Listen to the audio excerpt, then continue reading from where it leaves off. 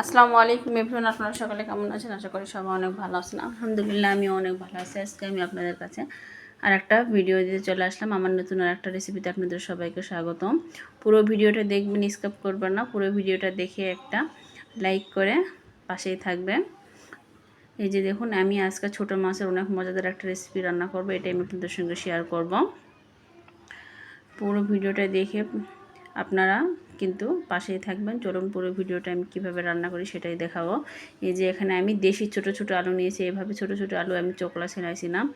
এই মাছটা ছোটো মাছ দিয়ে ছোটো আলু এভাবে রান্না করলে এতটাই মজা লাগে। আর এখানে নিয়েছি করলা, পেঁয়াজ কুচি আর সাজনা। এই ছোটো মাছের তরকারিটার মধ্যে পেঁয়াজটা বাড়াই দেওয়ার চেষ্টা করুন। আর আমি নিয়েছি ট্যাংরা মাছ। আপনারা পাবদা, গুচি বা শিং মাছ যে কোনো ছোটো মাছ দিয়ে এই রেসিপিটা রান্না করলে অনেক মজা লাগে। এটা কিন্তু বড় মাছ দিয়ে রান্না করলে অতটা ভালো লাগবে না। এগুলো আমি একবার একটা কড়াই নিব। এটার মধ্যে রস রাখবো না, একদম একটু লাল লাল মানে লাগা লাগা পুরোপুরি এরকম একটা রেসিপি রান্না করব। প্রথমে আমি আলুগুলো সব কড়াইয়ের মধ্যে দিয়ে দিলাম। তারপর আমি দিব এখানে করলা আর পেঁয়াজ কুচি। সাজনাটা আমি একটু পরে দেব। সাজনাটা তরকারি আগে একটু মাখিয়ে নিব, তারপর আমি দিব। এই যে দেখুন, আলু, করলা এবং পেঁয়াজ সব কিছু দিচ্ছি। আবারও বলতেছি, এই তরকারির মধ্যে পেঁয়াজটা একটু বাড়ায় দিবেন, তাহলে কিন্তু খেতে অনেক টেস্ট ভালো লাগবে। পেঁয়াজ কমকে দিলে কিন্তু ভালো লাগবে না। আর দিয়ে দিচ্ছি এখানে আমি বাটা মশলা। এই যে দিলাম স্বাদ মতো লবণ। এখানে আমি পুরো 1 চামচ লবণ দিয়েছি। ধনে গুঁড়ো দিলাম 1/2 চামচ, আর হলুদের গুঁড়ো দিব 1/2 চামচতে একটু কম। আর দিব এখানে মরিচের গুঁড়া। মরিচের গুঁড়াটা দিব প্রায় 1.5 চামচের মতো। আর এখানে আমি দিব একটু সামান্য সাদা তেল। সাদা তেলটা দিয়ে এখানে সুন্দর করে আমি মাখিয়ে নিব। এই মানে হাতে মাখা ছোটো মাছের চচ্চড়িটা এতটাই টেস্টি হয়। এভাবে হাতে একটু মাখিয়ে নেবেন। দেখুন, হাতে মাখতেই মনে হচ্ছে তরকারিটা একদম মানে কালারটা কত সুন্দর লাগতেছে। মনে হচ্ছে এভাবে কতটা সুন্দর লাগতেছে। এই যে দেখুন, তরকারিগুলো সুন্দর করে মাখিয়ে নিয়ে আমি ট্যাংরা মাছটা দিয়ে দিলাম। এই মাছটা কিন্তু কাঁচা দিলে বেশি ভালো লাগে। এভাবে রান্না করতে গেলে কিন্তু ভেজে দিলে অত টেস্ট লাগবে না। আপনারা একটু কাঁচা দেওয়ারই চেষ্টা করবেন। আর যারা ভেজে খান ভেজে দেবেন, কিন্তু আমার কাছে মনে হয় এভাবে রান্না করলে কাঁচা মাছটা দিলে বেশি টেস্ট লাগে।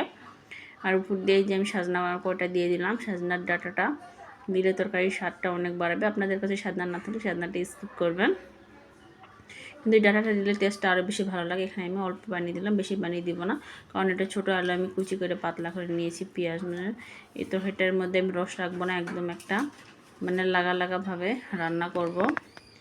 একদম ঝোল শুকিয়ে আসবে। এই যে আমি চুলায় বসিয়ে দিলাম। এই রান্নাটা হতে একদম সময়ও লাগে না, 15-20 মিনিটের মতন সময় লাগবে। 20 মিনিটের না, 15 মিনিটের মতন সময় লাগবে। এই যে দেখুন, প্রায় আমার তরকারিটার পাক উঠে আসছে। এখন আমি আর একটা নাড়া দিয়ে দিব।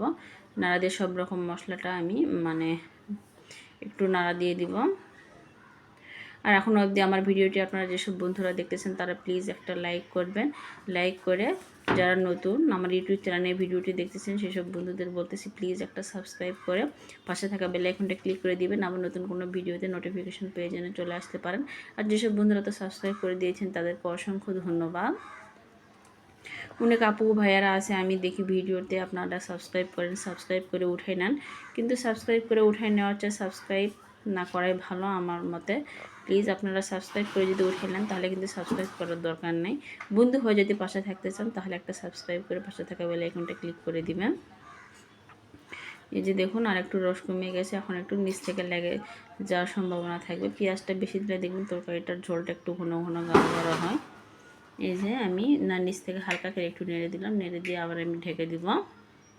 আর মশলা দিলে এই রেসিপিটি এতটাই টেস্টি হয়। দেখবেন টেবিলে আপনি মাংস যদি রাখেন, সবাই আপনার মাংস রেখে এই মাছটা একদম মানে এই মাছের তরকারিটা নিয়ে সবাই খেতে চাইবে।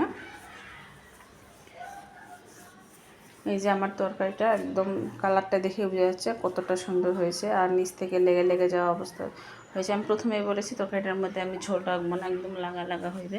তরকারি নিচ থেকে লাগা লাগা হয়ে গেছে আর উপরে একদম তেল উঠে আসছে। এ পর্যায়ে আমি তরকারিটা নামিয়ে আপনাদেরকে পরিবেশন করে দেখিয়ে দিচ্ছি। মশলা দিলে এতটাই সুন্দর হয়েছে আর এতটাই টেস্টি। এসব এভাবে রান্না যেসব বন্ধুরা করেছেন তারা তো জানেই কতটা মজা হয়। আর যেসব বন্ধুরা কোনো দিন এভাবে রান্না করছে না তারা একবার হলো ট্রাই করে দেখবেন। দুর্দান্ত স্বাদের একটা রেসিপি। এই যে দেখুন কতটা সুন্দর হয়েছে, মানে দেখে একদম জিভে পানি চলে আসবে, এতটাই টেস্ট হয়েছে।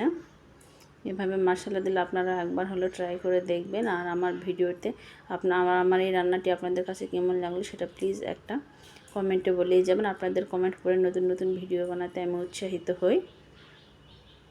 এই যে দেখুন মশলা দিলে কতটা সুন্দর লাগতেছে।